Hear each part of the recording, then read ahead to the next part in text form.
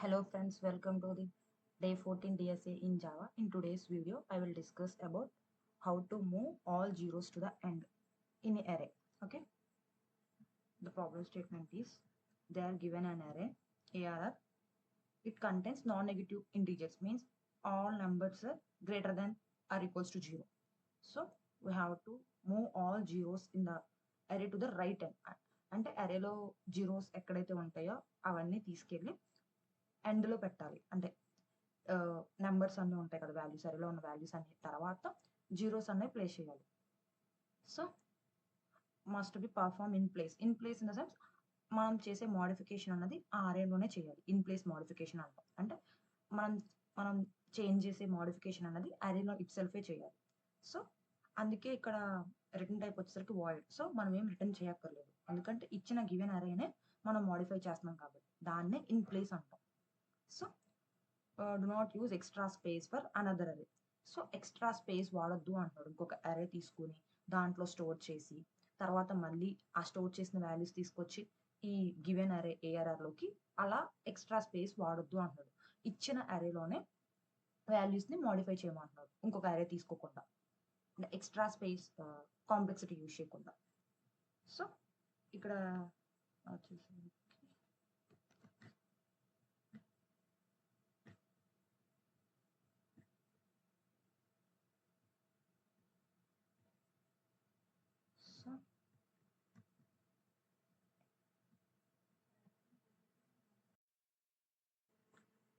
So input వచ్చేసరికి 1 2 0 4 3 0 5 0. So ఇప్పుడు నేను ఏం చేయాలంటే మనం చేసే మోడిఫికేషన్ అన్నది అరేలో ఉన్న వాల్యూస్ అన్ని జీరో కాకుండా రిమైనింగ్ అన్ని వాల్యూస్ ఇలా ఉండాలి. అండ్ ఎన్ని జీరోస్ అయితే ఉంటాయో ఈ జీరోస్ ఉన్నాయి కదా, ఇప్పుడు మనకి ఇచ్చిన అరేలో ఎన్ని జీరోస్ ఉన్నాయి అంటే 3 జీరోస్ ఉన్నాయి. సో ఈ 3 జీరోస్ ఎండ్కి తీసుకెళ్ళాలి. సో మనం ఎలా చేయగలం? నార్మల్గా అయితే మనం ఏం చేయొచ్చు, ఎన్ని జీరోస్ అంటే మీన్స్ జీరోస్ కాకుండా ఎన్ని వాల్యూస్ ఉన్నాయో అవి కౌంట్ చేసుకుని, అంటే ఒక టెంపరీ ఒక అరే తీసుకోవచ్చు. టెంపరీ ఒక అరే తీసుకొని టెంప్ అనే ఒక అరే తీసుకొని ఈ అరే సైజ్ ఎంత 1 2 3 4 5 6 7 8 వాల్యూస్ ఉన్నాయి. సో టెంపరీ అరే తీసుకుని దాంట్లో 8 వాల్యూస్ని స్టోర్ చేస్తారు. స్టోర్ చేశాక నార్మల్గా ఏంటి అరే జావాలో అరేస్లో ఏంటి, మనం ఏదైతే డేటా టైప్ తీసుకుంటామో సో మనం ఏమి వాల్యూస్ ఇన్సర్ట్ చేయకపోతే డిఫాల్ట్ వాల్యూస్ అన్నవి ఉంటాయి కదా. ఇప్పుడు ఫర్ ఎగ్జాంపుల్ నేను ఇంట్ అరే తీసుకున్నాను అనుకో, ఇంట్ అరే టెంప్ ఈక్వల్స్ టు న్యూ ఇంట్ 8 అన్నాను అనుకో. సో ఏమవుతాయి అంటే నేను ఇంకా వాల్యూస్ ఏం యాడ్ చేయలేదు కాబట్టి నార్మల్గా ఉన్న వాల్యూస్ ఏంటి, డిఫాల్ట్ వాల్యూస్ ఏముంటాయి, 8 పొజిషన్స్లో జీరోస్ అన్నవి ఉంటాయి.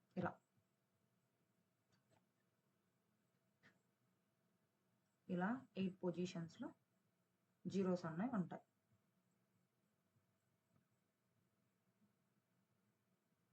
ఇలా 8 పొజిషన్స్లో జీరోస్ అన్నవి ఉంటాయి. 0 ఇండెక్స్, ఇది 1 ఇండెక్స్, ఇది 2, ఇది 3, ఇది 4 and so one and so one, ఇది 7th ఇండెక్స్ అనుకున్నాం. ఓకే.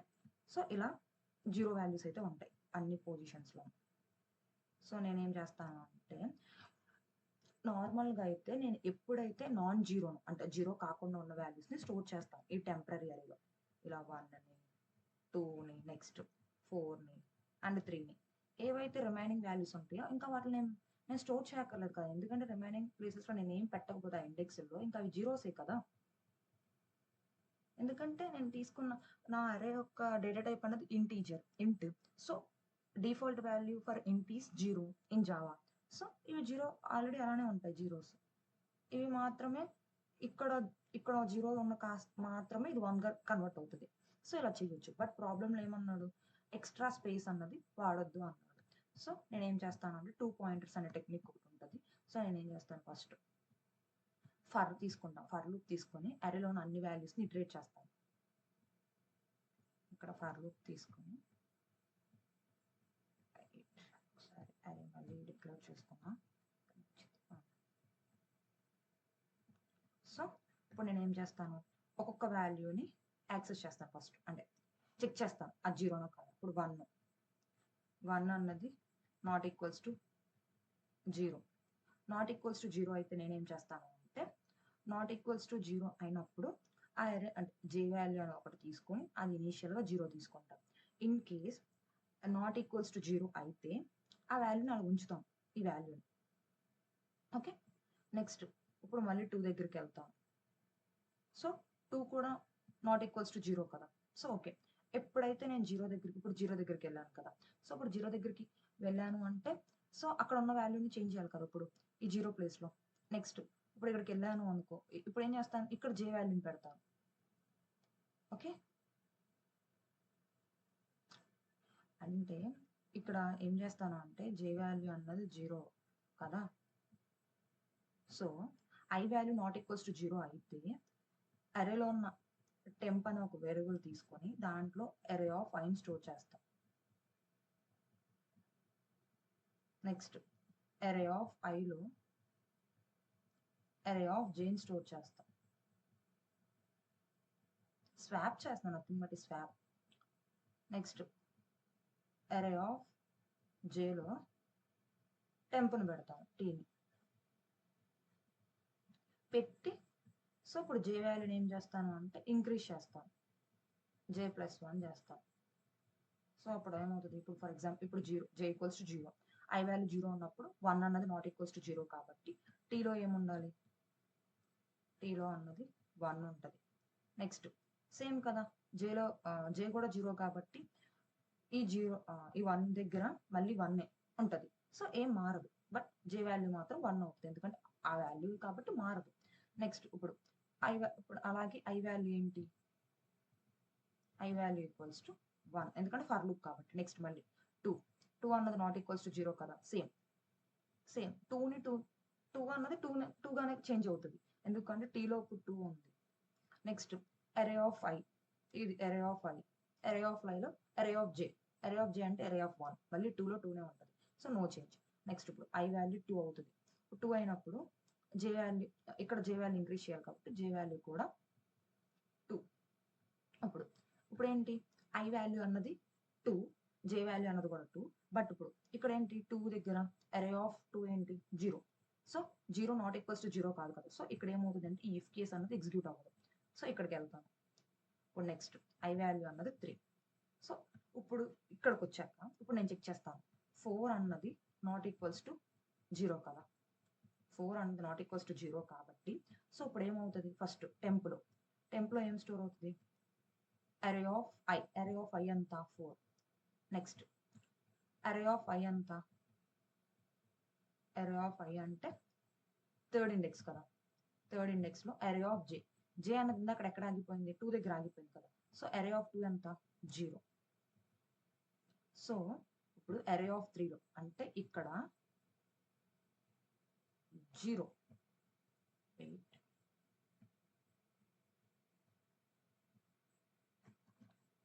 సో ఇక్కడ 0, సో టీలో 4 ఉంది. నెక్స్ట్ ఇప్పుడు ఏం చేయాలి, అరే ఆఫ్ జే అంటే ఏంటి 2 కదా.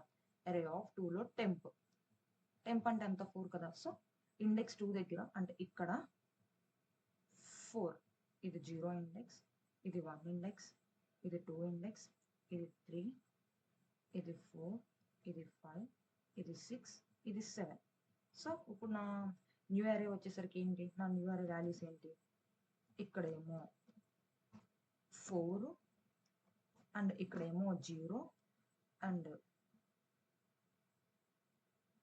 నా ఐ వాల్యూ వచ్చేసరికి ఏమో ఇప్పుడు 4 అండ్ నా జే వాల్యూ వచ్చేసరికి ఏమో 3. ఎందుకు 3 అంటే ఇక్కడ ఈ ఆపరేషన్ పర్ఫామ్ అయిన తర్వాత జే వాల్యూ అనేది ఇంక్రిమెంట్ అవ్వాలి కదా. ఇక్కడ 2 ఉంది, సో 2 కాస్త 3 అయింది. సో నెక్స్ట్ ఇప్పుడు I4 అంటే ఇదే కదా, 4th ఇండెక్స్, ఇది 4, ఇది 5, ఇది 6, ఇది 7. సో ఇప్పుడు అగైన్ 3 అన్నది నాట్ ఈక్వల్స్ టు 0.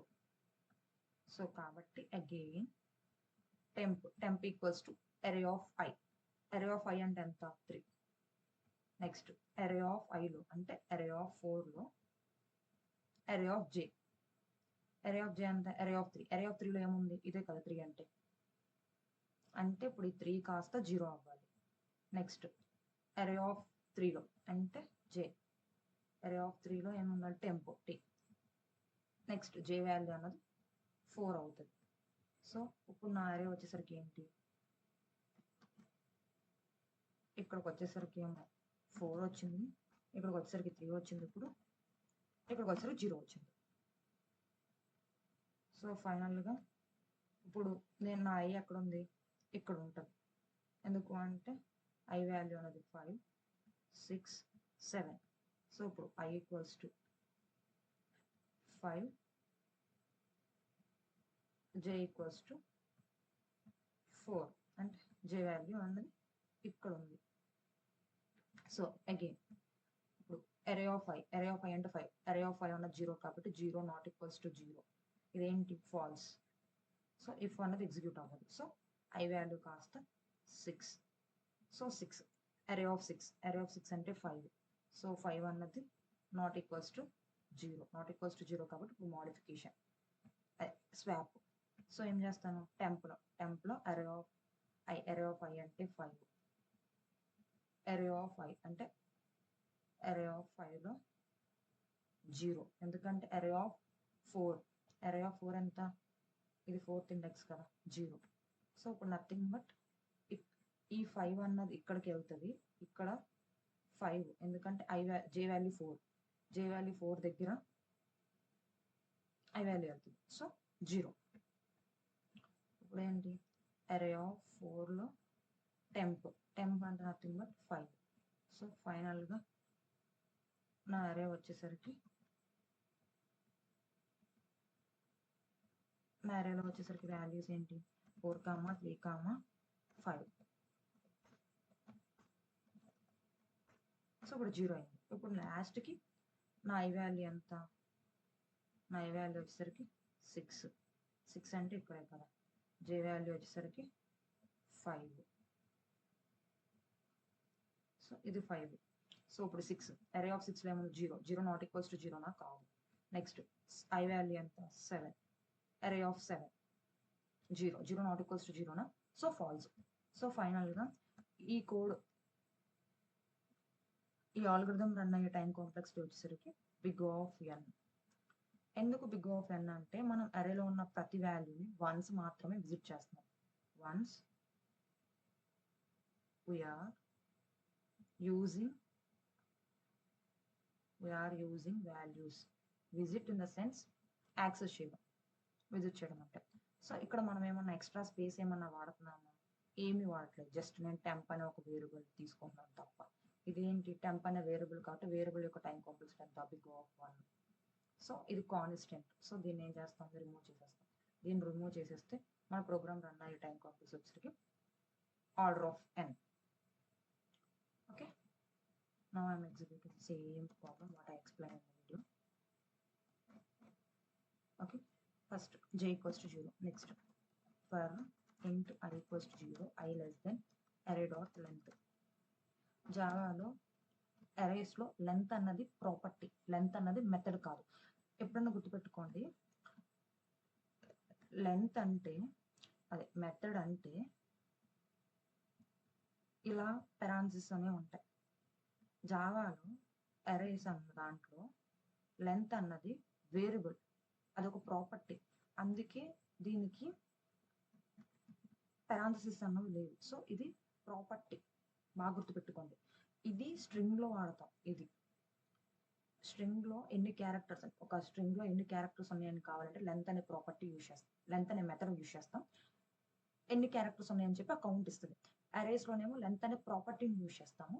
ఈ ప్రాపర్టీ అన్నది దీని యొక్క డిక్లరేషన్ ఏంటంటే జావాలో ఇంటూ ఫైనల్ వేరియబుల్ అనమాట ఇది. సో ఫైనల్ వేరియబుల్ ఇది. సో నెక్స్ట్ నేను ఏం చేస్తాను, ఇఫ్ అరే of I not equals to 0 అయితే అప్పుడు ఏం చేస్తాను, ఇంట్ టెంప్ ఈక్వల్స్ టు అరే ఆఫ్ ఐ, ఎందుకంటే అరే ఆఫ్ ఐ అనేది మాడిఫై అవ్వకముందరే నేను ముందు స్టోర్ చేసేసుకుంటున్నాను. సో ఇది నథింగ్ బట్ స్వాప్ చేయడం, ఈ కోడ్ మొత్తం స్వాప్ చేయడం. నెక్స్ట్ J++, ఇక్కడ రిటర్న్ టైప్ వాయిడ్ కాబట్టి మనం ఏం రిటర్న్ చేయక్కర్లేదు. సో ఎగ్జిక్యూట్ చేస్తున్నాం.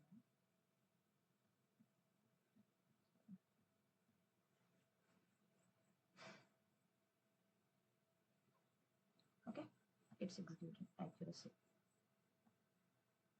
100%. Okay, thank you friends for watching this video, and please like, share and subscribe.